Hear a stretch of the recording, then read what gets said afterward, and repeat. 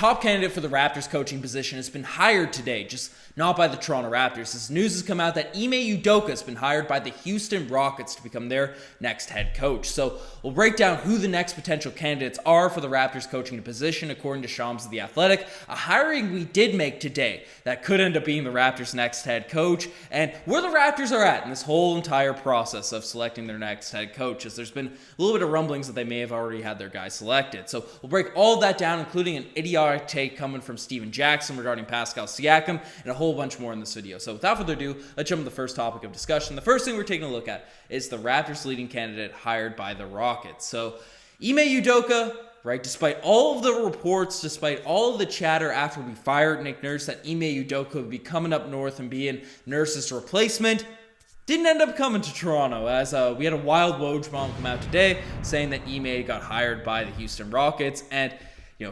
given some context, it said that the Rockets and Udoka moved fairly quickly toward each other after their initial meeting. Udoka and GM Raphael Stone kept talking on the job, but both sides had some strong options in the marketplace. But a deal got done in the last 24 hours to land Udoka with the Rockets. Young talent, cap space, and the 14% chance at number 1 overall pick were a part of a strong case to lure Udoka. So very interesting stuff. Obviously, even though the Rockets are a tanking team, they're garbage this season, all that sort of stuff, they do have an attractive sort of position as a franchise with their young talent, the ability to turn the team around, and if it doesn't work out, there wasn't that high of expectations immediately for Udoka to go down there. So you get why it happened. We heard other reports, other chatter come out saying that while the Raptors were a top potential destination for Udoka, right, there was serious interest in him, right, Udoka was more appealed by the Houston situation, so he ended up going straight for them, tried to get there, I guess, before Nick Nurse could end up getting down the bench there, as there's rumors that he might end up going down to Houston as well. But that takes a coaching candidate off the market for the Raptors. And while I'm not super shook up that we didn't get Udoka, right, there's question marks with him regarding his suspension with the Boston Celtics, the off-the-court stuff, and he doesn't have the most insane coaching resume, even though he did do a great job with Boston in his 1 year there, taking them to the finals, right? I wasn't completely 100% sold on Udoka going there. But when you fire a coach the caliber of Nick Nurse, generally you have a backup option ready to go that you're trying to scoop up immediately. And it felt like Ime Udoka was that for the Raptors. And I'd still trust Masai if he thought he was going to be the next best replacement. But the thing that worries me is if the Raptors fired Nick Nurse thinking that they were going to get Ime Udoka in there, be a quick sort of scoop up, and he didn't end up coming, didn't want to come north of the border, and now they're kind of left scrambling. I just hope we aren't put in a position where we make a rash decision, we're doing something wrong, or the calculation that the front office made firing Nick Nurse didn't pay off because we're not getting Ime. But we'll see how all that plays out, and we're going to have to hire someone, and we have a couple reports coming out about different candidates that could be coaching the Toronto Raptors. I'm sure we're going to get more and more of these now that Ime's actually been hired, but two guys that have been named a couple days ago in the Ime Udoka stuff that kind of got glossed over given the fact we all thought Ime was coming to the Raptors were Patrick Mutombo and Jerry Stackhouse. According to Shams of The Athletic, you can ignore the Ime parts of this report here, but Patrick Mutombo and Jerry Stackhouse are two names that were expected to receive consideration currently outside the franchise. And one name, I'll start with Jerry Stackhouse first, as he was a former coach of the Raptors 905, a guy that was potentially, a candidate back when Nick Nurse got the job from Dwayne Casey. And Stackhouse, I'm not particularly high on. If you look at his quotes regarding his coaching philosophy, a lot of the stuff, they have evolved over time. He was, an isolation scorer in the league. Apparently with the 905, he liked to run a lot of the similar sets to Dwayne Casey. Maybe that was, management dictating what Jerry Stackhouse had to do, but a lot of simple ISO-heavy offensive sets that, Nick Nurse ended up started running in the later tenure with his Raptors career, especially this season and stuff. But not a very complex offense, not a very complex defense. He did do a good job of developing players with the Raptors 905. So on that front, to develop some of our younger guys, which we know was an issue Masai Ujiri had with Nick Nurse, I think he could be good and a strong coach on that front. But didn't have the highly regarded sort of offensive and defensive schemes that was expected that would have got him hired for the team initially, and probably is this is the reason I'm not super high on him coming in right now, even though I wouldn't be devastated, as he did do a good job with the 905, especially developing players like Norm, DeLon Wright, Pascal. I think he was over there in their tenure, so we'll see what happens on that front. But another former 905 coach that was listed is Patrick Mutombo, who is a guy that I think I'm more encouraged by, right? And obviously it's really tough to tell really until you get to see them coach, be head coaches, and that's why it's more risky situation, but higher payoff potentially, taking a guy that hasn't coached an NBA team before. But Mutombo is a guy that seems highly regarded for his basketball philosophy. Again, former 905 coach, did a lot of strong developing for this team, and just, was hired by the Warriors, brought into their system, right, has those connections. I think Patrick Mutombo is a guy, from everything I've read regarding the player, modern offenses, different stretch plays, and all that sort of stuff. I think Mutombo could be an interesting hire, an interesting pickup to come into the organization. Tough to really judge a coach coming in. I wasn't too high on the Nick Nurse hiring back in the day, and that ended up working out really well for the Raptors, especially basically every year before this season. So I don't want to dig too deep into who I'd be that interested in, with the minimal information we get basically on them giving interviews about their thoughts on coaching. But I don't think either of those guys would be horrific candidates that Shams basically listed. One guy that I would be interested in that was in the former coaching sort of roundup was Zarijonas Jasikevičius. The Lithuanian coach. That was a young guy that was very animated and stuff. Apparently was a growing, trailblazing coach over there in Europe.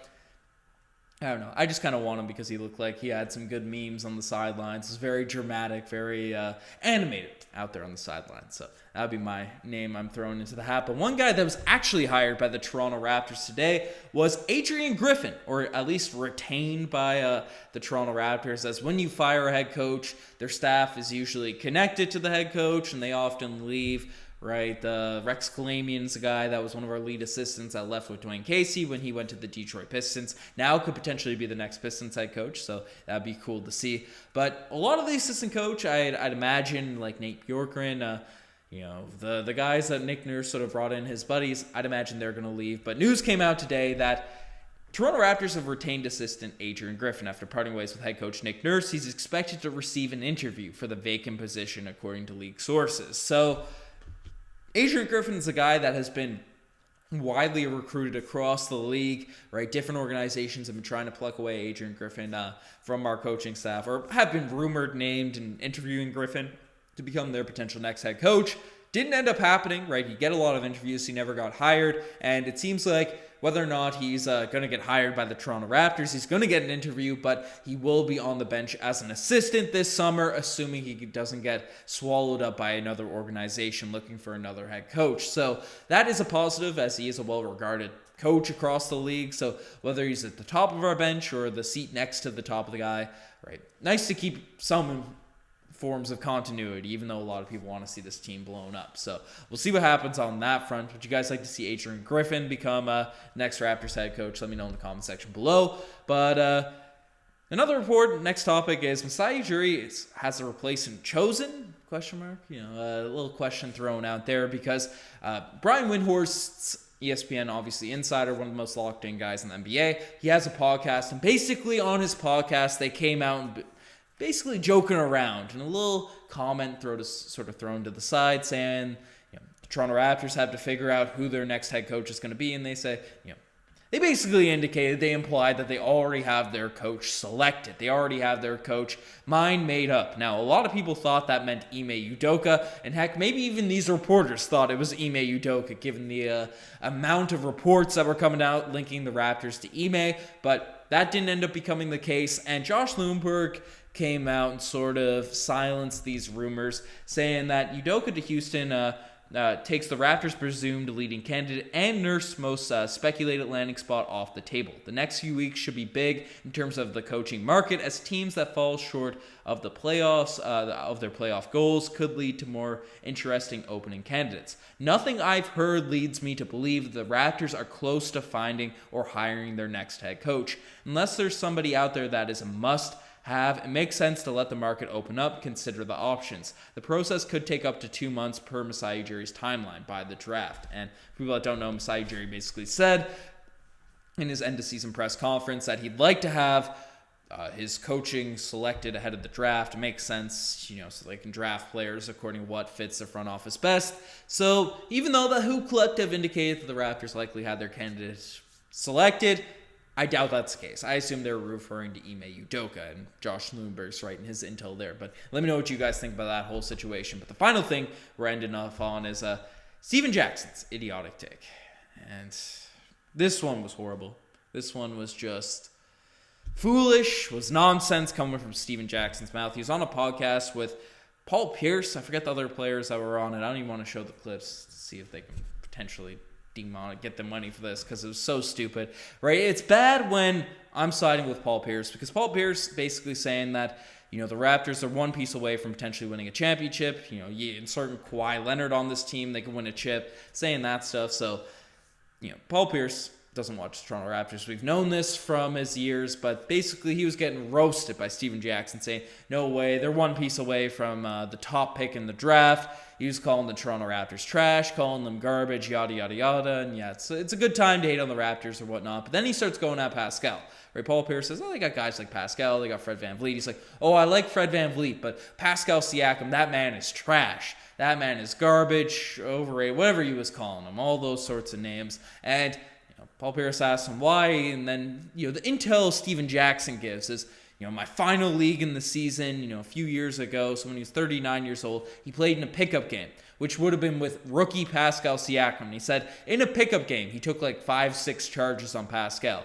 And he said that's the reason why he's calling him garbage. Because Steven Jackson, being a moron, taking charges on pickup games, took a few on rookie Pascal, which is a tenth the player that he is right now. And wildly enough, Pascal Siakam's season, his worst season since really a second year in the league, maybe third year in the league, right, has been better than every single one of Steven Jackson's seasons in his entire NBA career. So Steven Jackson can stop talking about the Raptors and stop dissing the Toronto Raptors top guy.